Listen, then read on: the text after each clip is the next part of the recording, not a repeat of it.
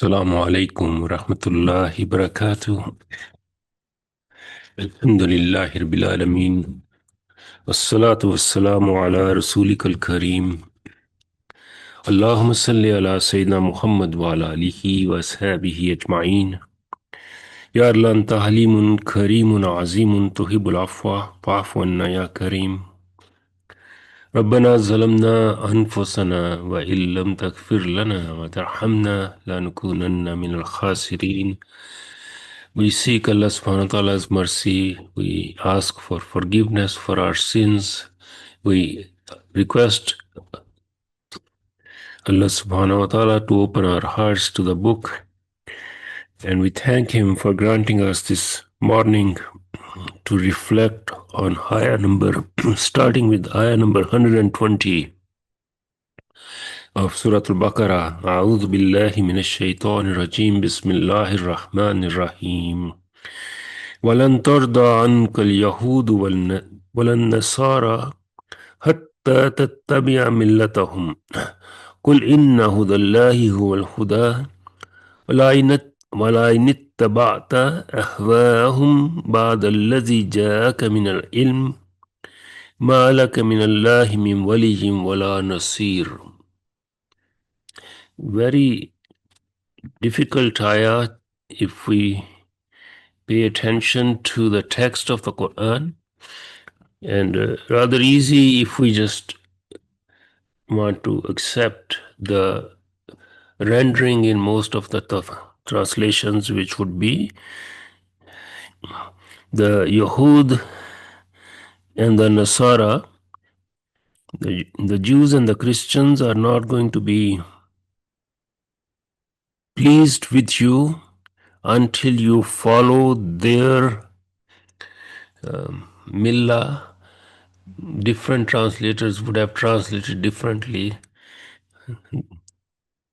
and this is the difficulty that I mentioned in terms of understanding the text of the Quran. The Jews and the Christians are not going to be pleased with you until you follow their religion. Religion is probably the most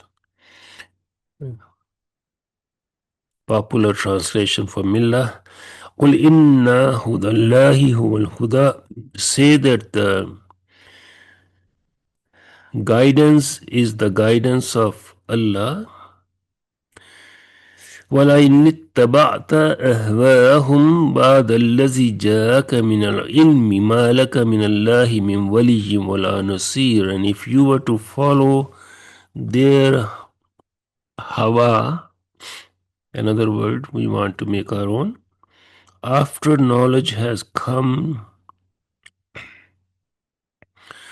مَا لَكَ مِنَ اللَّهِ مِنْ وَلِيٍّ وَلَا نَصِيرٍ, then there will be no wali and no nasir for you other than Allah.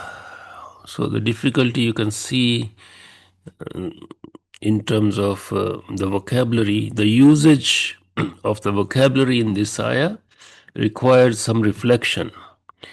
So let's try to understand each of these aspects of the usage. The words are not as difficult, but their use is in a context that makes it complicated for those who do not pay attention to the context and to the Quranic usage of these words. The first part is easy. وَلَن تَرْضَ عَنْكَ الْيَهُودُ وَلَن نَصَارَى.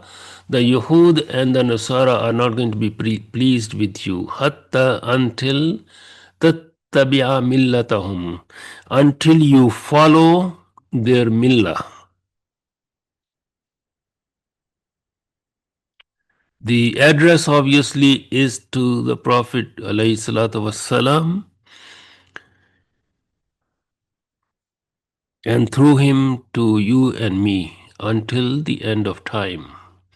Allah subhanahu wa ta'ala is not going to be pleased with you or me or anybody from the community of the Prophet alayhi salatu wassalam if we were to follow the millah of Yahud and Nasara. And Yahud and Nasara are not going to be pleased with us until we follow their millah. And this is where all the discourse on interfaith falls apart, because there is no inter in the faith. Faith is one, and those who fall in the trap of pleasing the other, especially those who currently are in the business of inviting people to masjids for building faith communities, they are totally on the wrong path, not the path of the book of Allah subhanahu wa ta'ala. And we are not saying that you cannot go and have coffee with them, or you cannot invite and have coffee with them in the community room, but you do not have, you're following your hawa, your whims, if you are building so-called interfaith dialogue. There is no interfaith. There is only one faith. There is no inter in the faith. And this ayah is our dalil. This is our proof that they are not going to be pleased with you until you follow their millah. Now, millah here, Imam al-Qurtubi is our guide. We don't say anything from our own self, because this is a matter, it's a very serious matter. We cannot be imposing our own personal opinions on the book of Allah subhanahu wa ta'ala.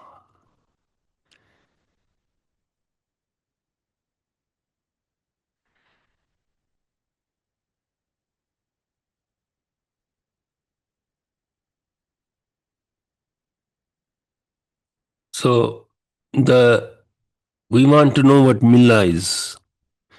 Imam al-Qurtubi says that millah and sharia sawaun. فَكَانَتِ الْمِلَّةُ وَالشَّرِيَّةُ سَوَاءٌ. The term millah and sharia are synonyms. But the deen, فَأَمَّا الدِّينُ فَقَدْ فُرِّقَ بَيْنَهُ وَبَيْنَ الْمِلَّةِ وَالشَّرِيَّةِ. The term deen, which is the third term that we want to make our own today, that is different.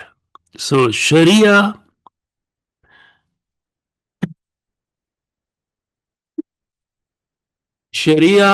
is the divine law to which Allah subhanahu wa ta'ala calls his slaves.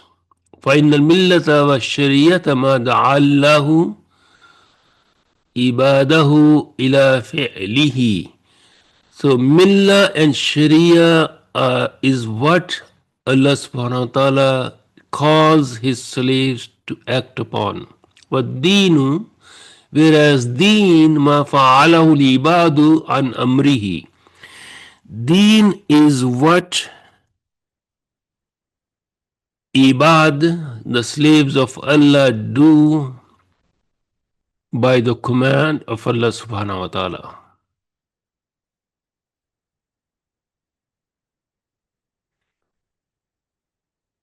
One more time. We have three terms here: millah, sharia, and deen. And it's impossible to use English language here because these are technical terms. Sharia and millah are synonyms, and they mean that to which Allah subhanahu wa ta'ala calls his believers ila fi'lihi. These are actions that he calls upon us to do. Perform salah 5 times a day upon at the prescribed times. This is what sharia is. This is what millah is. Allah subhanahu wa ta'ala commands us to do something with specific details. Whereas deen, when we act upon that command, then we are obeying the deen of Allah subhanahu wa ta'ala. That is, we are acting upon what Allah subhanahu wa ta'ala is asking us to act upon.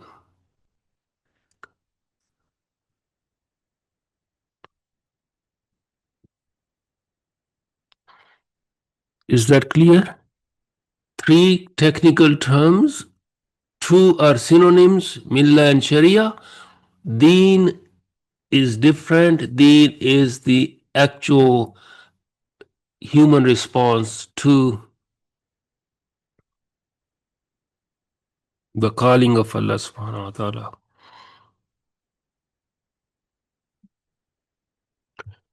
Now, if you look at the text of this ayah, Allah subhanahu wa ta'ala uses hatta tattabiya millatahum. Millatahum, millatahum. So the word is millah, tahum, millata. Ta is from the, because this millah is feminine, singular. It has ta marbuta at the end. Hum is the attached pronoun, their millah. So, because the millah is used in the singular, meaning there are two groups mentioned, Yahud and Nasara, but their millah is singular. And Imam al-Qurtubi says that from this ayah, some of our great scholars, including Abu Hanifa, wa Shafi, wa Dawood, wa Ahmad bin Hanbal, may Allah subhanahu wa ta'ala have mercy on all of them. These are our great scholars, Imam Abu Hanifa, Imam Shafi, Imam Dawood, and Imam Ahmad bin Hanbal. They have argued that all kufr, all disbelief is one single millah, because here millah is used once. Likewise, Allah subhanahu wa ta'ala said, Lakum deenukum waliyadeen in Surah Al-Kafirun. For you is your religion, and for me my religion, my deen. Meaning the deen is also in the singular. And Prophet ﷺ said, La yatawarathu ahlu millatain, that people of two different millahs do not inherit. And here, millatain refers to Quraysh, to disbelievers and Islam. And also he said, alayhi salatu wassalam,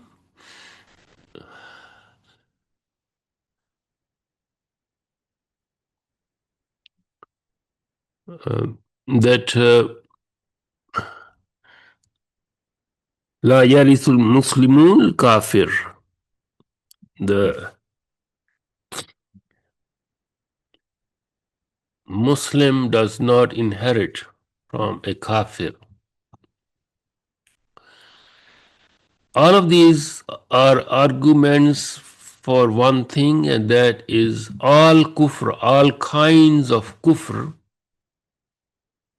are one millah.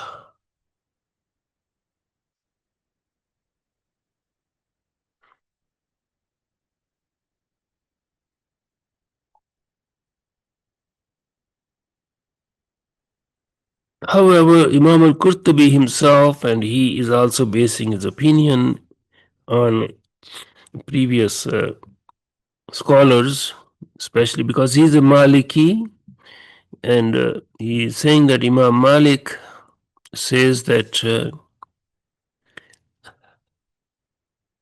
there are many kinds of millahs of kufr.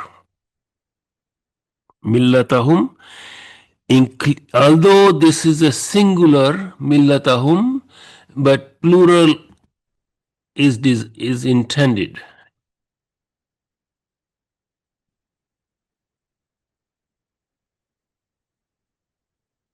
Is that clear? Millatahum is singular, but plural, the intent is to say millas in plural. And the dalil and the proof, he says, is that the idafatiha ila damir al kathra. See, the referent here is more than one. So it's like saying, I'm giving example from myself. Uh, is the shirt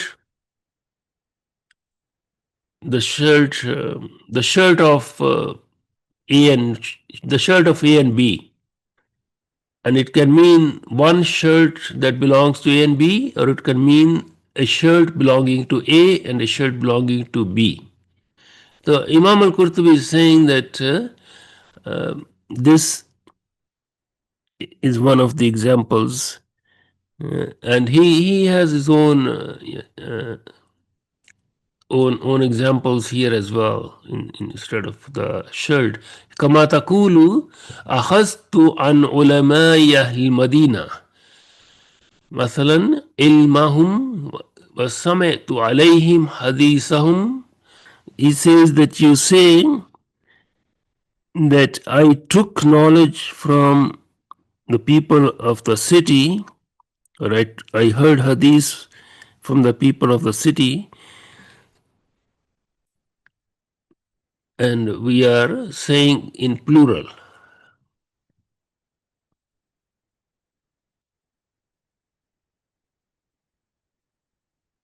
Is it clear that what is being said is that the kufr and Islam are two different paths, and the Yahud and Nasara, although they are people of the book, they are not going to be pleased with us until we follow their ways.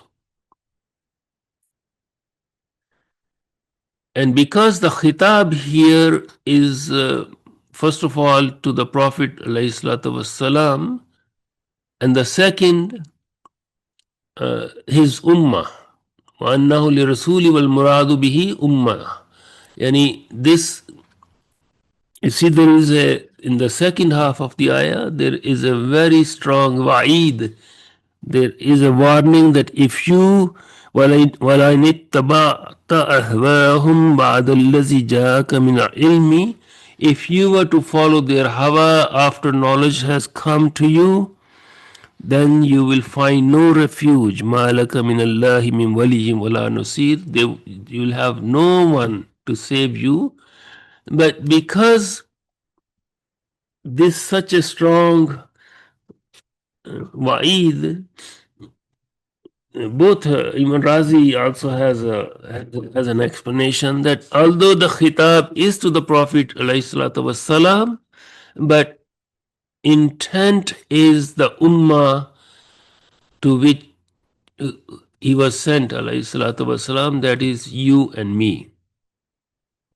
Is that clear that Allah subhanahu wa ta'ala is not saying this to the Prophet ﷺ, that because although the khitab, the address is to him, and this is very common in the Quran, that Allah subhanahu wa ta'ala says something to the Prophet ﷺ, but the actual addresses are someone else. And even in our culture, when there used to be mother-in-law and daughter-in-law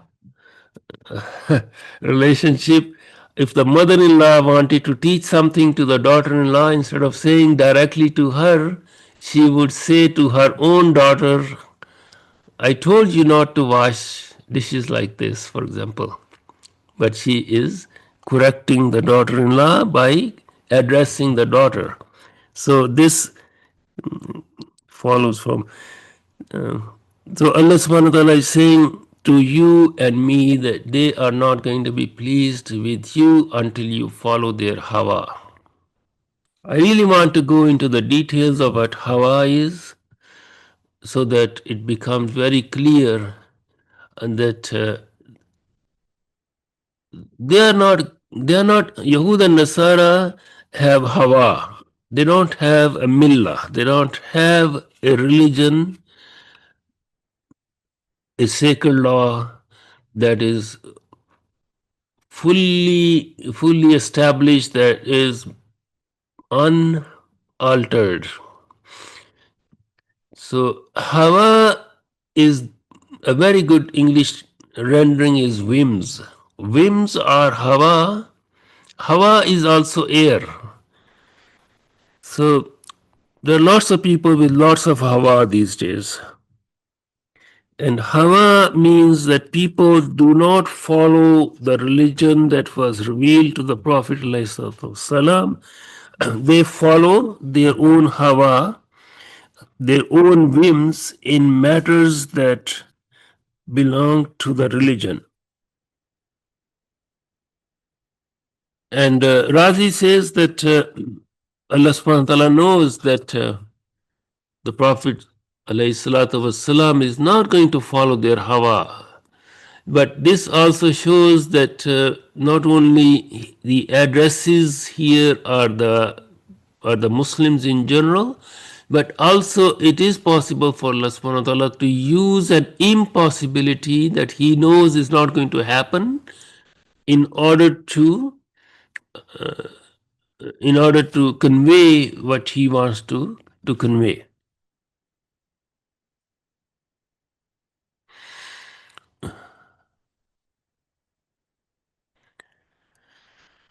Is that clear? If there is any question, please ask. الذين آتيناهم الكتاب يتلونه حق تلاوته أولئك يؤمنون به ومن يكفر به فأولئك هم الخاسرون. Those to whom we have given the book,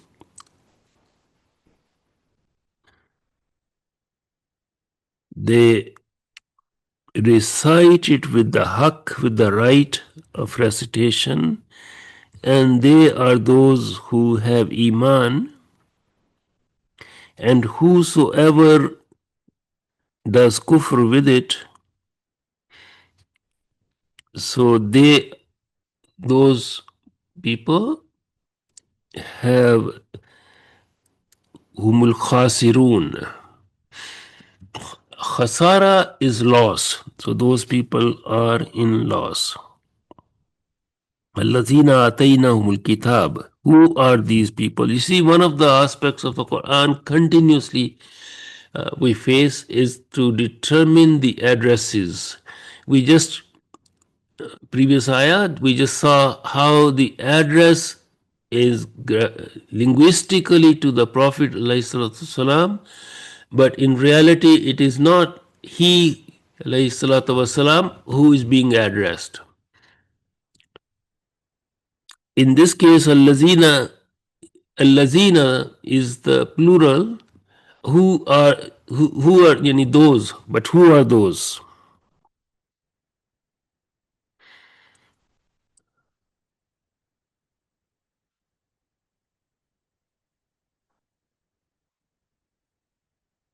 And because this determination would also determine what is meant by kitab, and every mufassir has to first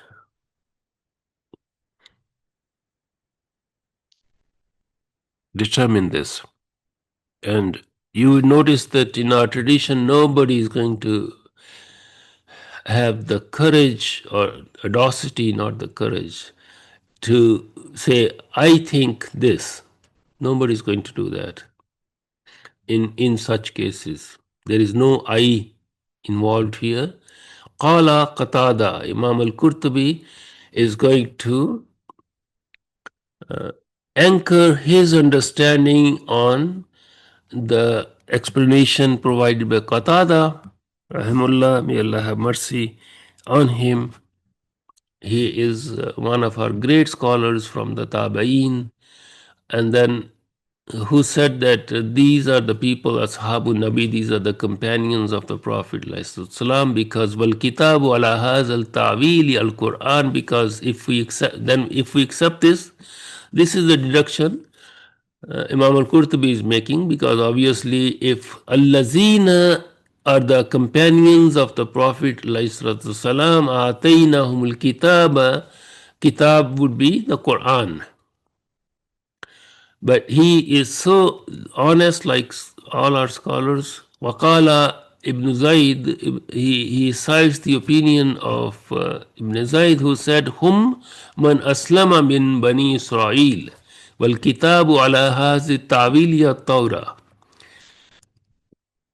So he says that Ibn Zayd said that the Allazina are the people who were the believers from the Bani Israel, and Kitab here means Torah. And the ayah itself is general.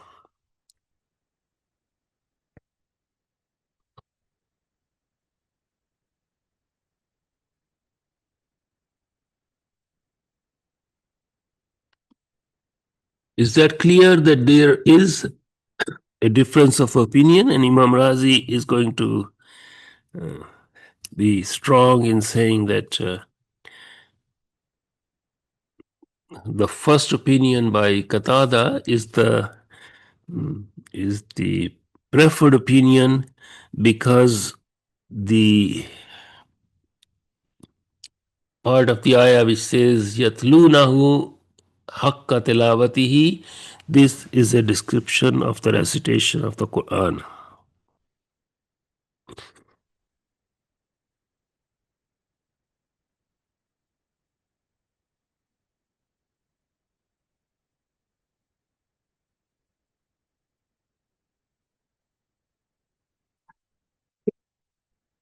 Now we have the next part to understand Yatlunahu haqqa tilawatihi ulaika yu'minuna bihi.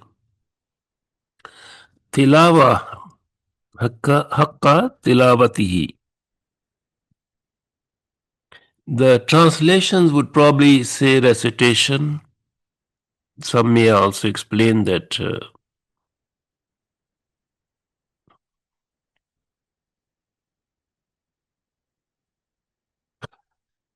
recitation, tilawa here actually means those who follow the Quran.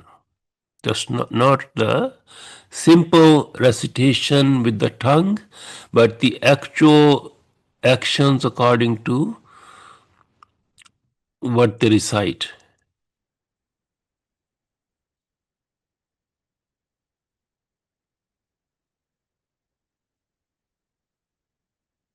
And again, everyone of our scholars, Razi, Qurtubi, Imam Tabari, they are all going to base their opinions on the previous scholars. And Sayyidina Umar, it's been reported from him that this recitation, what is mentioned here, to give the right of the recitation to the recitation.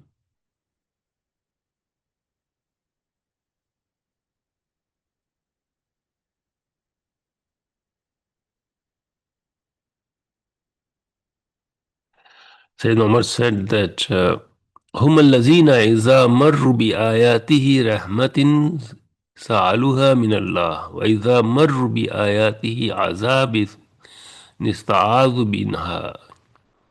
He said that these are the people, the haqq of the tilawah, the haqq, the right, the fulfilling the right of the recitation is that when you come to an ayah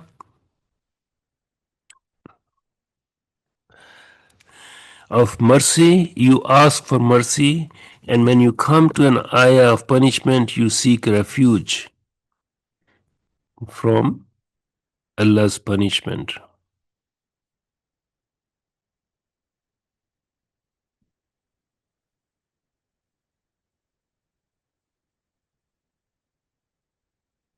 Yani everything is included in this aspect of the tilawa, asking for mercy when you recite an ayah of mercy, seeking forgiveness when you recite an ayah of punishment. And now comes the closing ayah where Ya Bani Israel azkuru ni'mati allati anamtu alaykum wa anni faddaltukum ala al-alamin wattaqu yawman la tajzi nafsun an nafsin shay'an wa la yuqbalu minha adlun wa la tanfa'uha shafa'atun wa la hum yunsarun. Alhamdulillah bil alamin. So those who have been following this long passage that began with these words, Ya Bani Israel azkuru ni'mati allati anamtu alaykum anni faddaltukum alal alameen. You remember which class was that? When we first came to this ayah? When we first started the explanation of this ayah, of this section on the Yehud. Do you remember?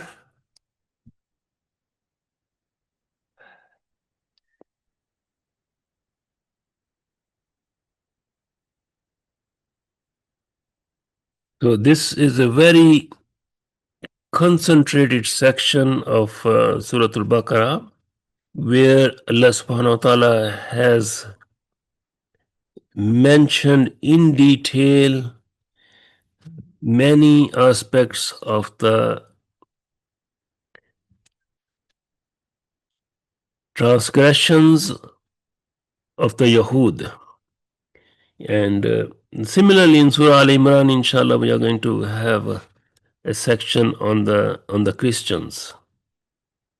But for just to go back to the section, if anyone is interested in understanding this long section in which several kinds of transgressions of deeds as well as beliefs of past events, history of the Jews, and their interactions with the Prophet ﷺ. So many things have been mentioned.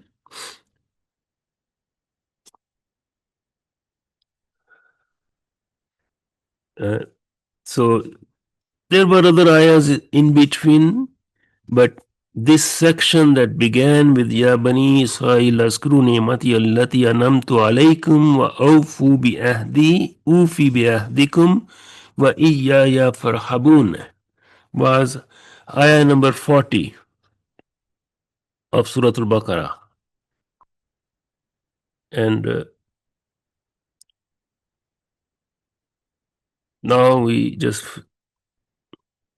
closed it with ayah number 122, although ayah number 123 is also in continuation, that actually closes this whole section. وَاتَّقُوا يَوْمًا لَا تَجْزِي نَفْسٌ عَنْ نَفْسٍ شَيْئًا وَلَا يُقْبَلُ مِنْهَا عَدْلٌ وَلَا تَنْفَعُهَا شَفَاعَةٌ وَلَا هُمْ يُنْصَرُونَ.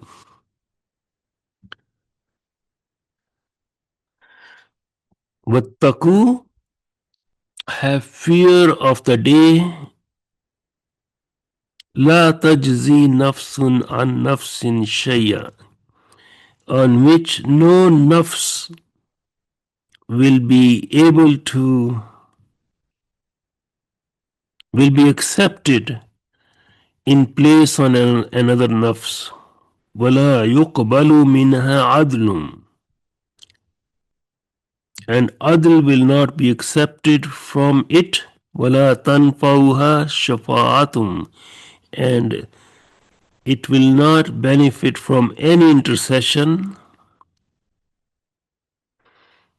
and وَلَا هُمْ يُنْصَرُونَ, and they will not be helped.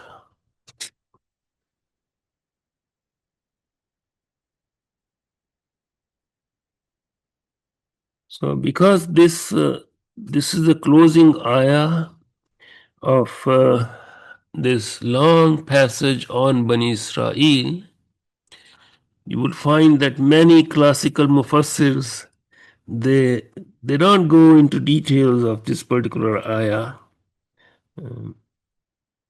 although because other places in the Quran have similar. But let's close our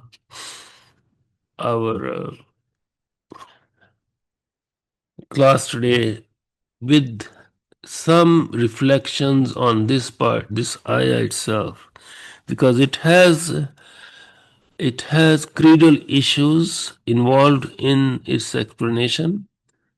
I'm sure other scholars are going to tell us. I'm going to open Imam al-Tabari.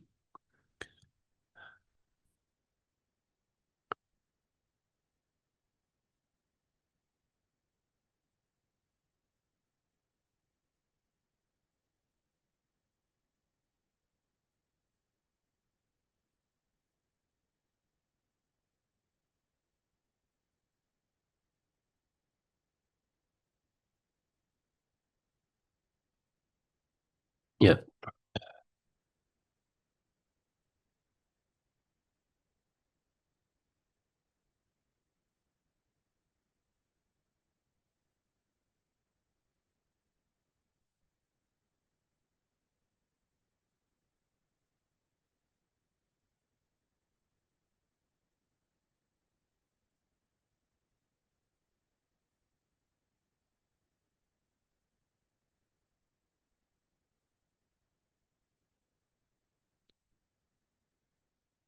He says that وَاتَّقُوا يَوْمًا لَا تَجْزِي نَفْسٌ عَنْ نَفْسٍ شَيْئًا. This ayah is an وَهَذِهِ الْآيَةُ تَرْحِيبٌ مِنَ اللَّهِ جَلَّ ثَنَاؤُهُ لِلَّذِينَ سَلَفَتْ. This is a warning, and specifically this is a warning to the Bani Israel. وَاتَّقُوا يَا مَعْشَرَ بَنِي إِسْرَائِيلَ.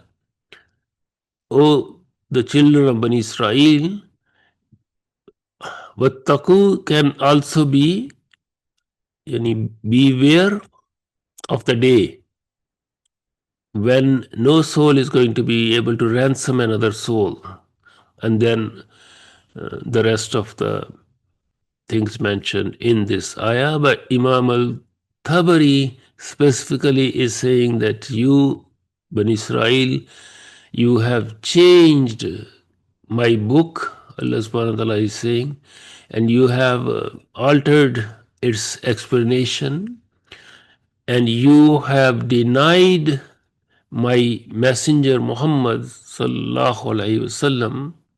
عذاب يوم لا تقضي فيه نفس عن نفس شيئا ولا تغني عنها غنا. So beware of the punishment of the day when no soul is going to be able to ransom another soul, and nothing will be taken from them. يوم فإنه يوم لا يقبل من نفس فيما. So there is no fidya, there is no ransom on this day. And this day obviously is the day of Qiyamah, the day of Hisab.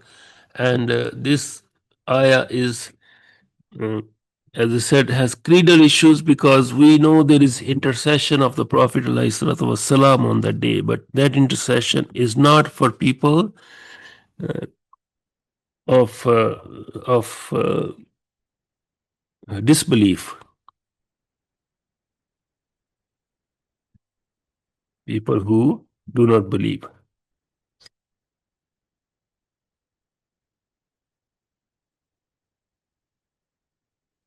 This last part of the ayah وَلَا تَنْفَعُهَا شَفَاعَةٌ وَلَا هُمْ يُنْصَرُونَ is clearly stating that the intercession, the shafa of the Prophet ﷺ is not going to help them. Are there any questions? Somebody must have a question. We are going to stop here, inshallah, today sooner than because we want to be able to start our next class with a new topic that is going to take us away from this long situation that we dealt with over all these classes. So, Surah Al-Baqarah, I would say a few things about, if there are no questions about Surah Al-Baqarah, because we are going to now enter a section of the Surah Al-Baqarah that is going to take us to Ibrahim alayhi salam and to the building of the Kaaba and other aspects. You may have come across these YouTube videos telling us this is the summary of Surah Al-Baqarah, or this is what this or that surah says.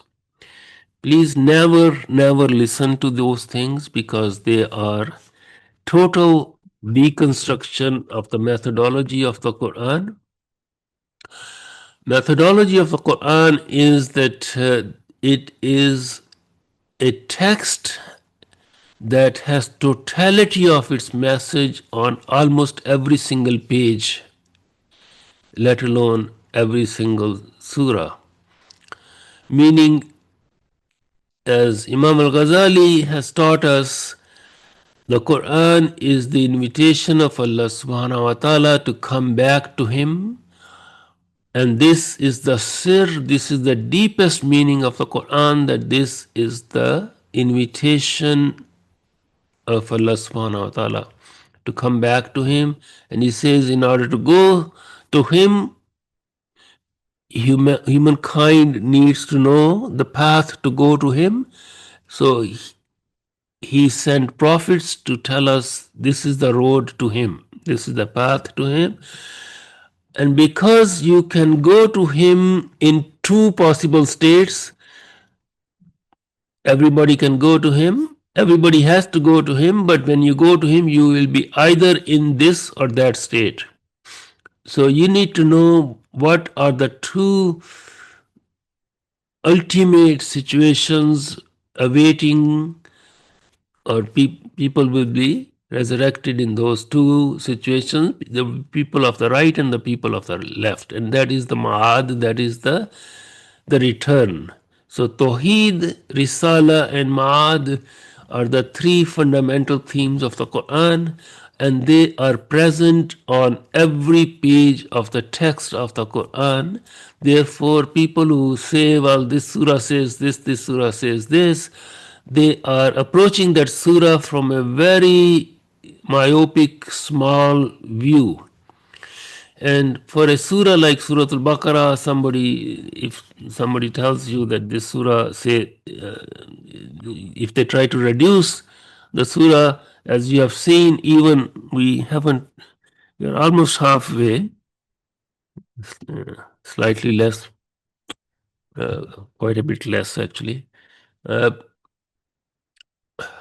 So within this first section up to 122 ayahs, although even though we have been in this section about Bani Israel, the focus has been upon Bani Israel, but even within that section there has been so many other aspects of Sharia, of law, of ethics, of history.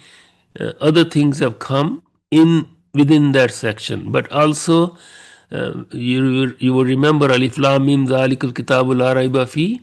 When we started the surah, the topic was the Quran itself, and then the three kinds of people. So if there is any way to summarize a surah of the Quran, it would be to take all of its sections dealing with one topic, and there could be just one ayah and one topic in certain places of a surah.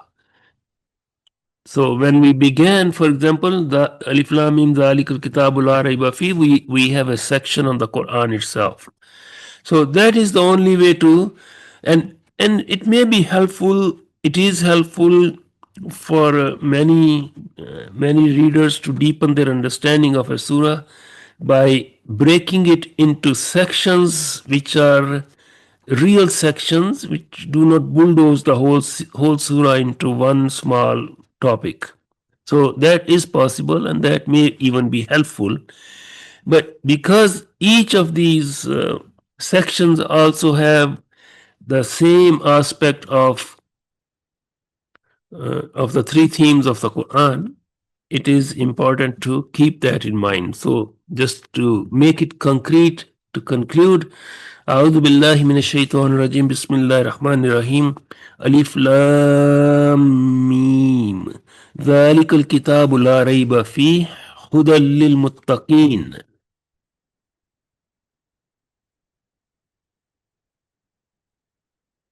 الذين يؤمنون بالغيب ويقيمون الصلاة ومما رزقناهم ينفقون.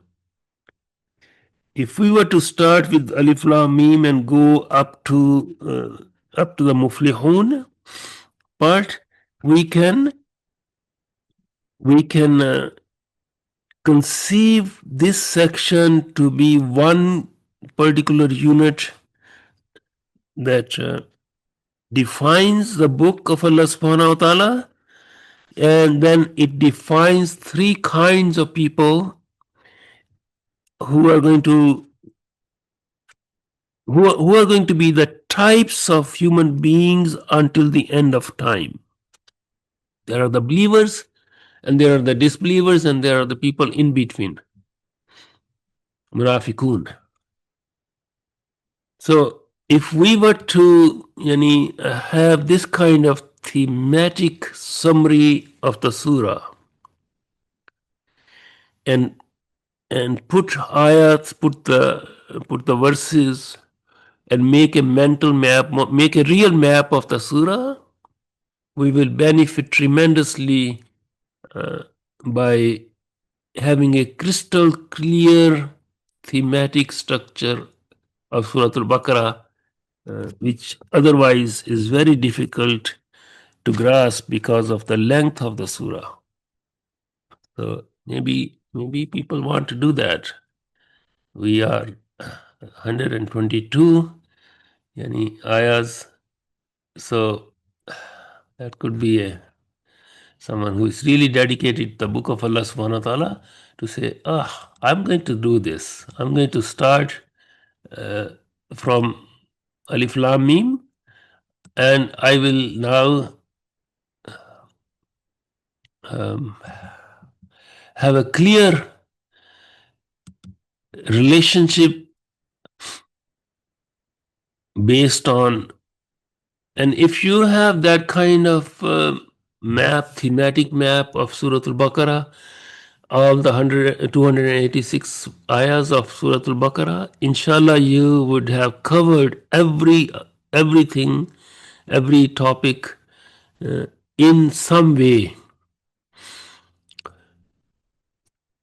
So 122 ayahs out of 286.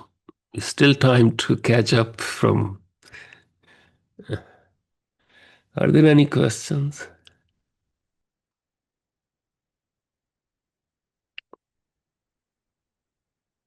Okay. So inshallah, we will continue if Allah subhanahu wa ta'ala grants us another Sunday to reflect on his book. ربنا آتنا في الدنيا حسنة وفي الآخرة حسنة وقنا عذاب النار. يا الله أنت حليم كريم تحب العفو فاعف عنا فاعف عنا فاعف عنا. اللهم ربنا ظلمنا أنفسنا وإن لم تغفر لنا وترحمنا لنكونن من الخاسرين يا كريم. اللهم افتح لنا أبواب رحمتك يا أرحم الراحمين. اللهم انصر أخواننا في فلسطين في غزة وفي كل مكان. بغفر وارحم أنت خير الراحمين. وصلى الله تعالى على خير خلقه محمد وعلى آله وأصحابه أجمعين. والسلام عليكم ورحمة الله وبركاته.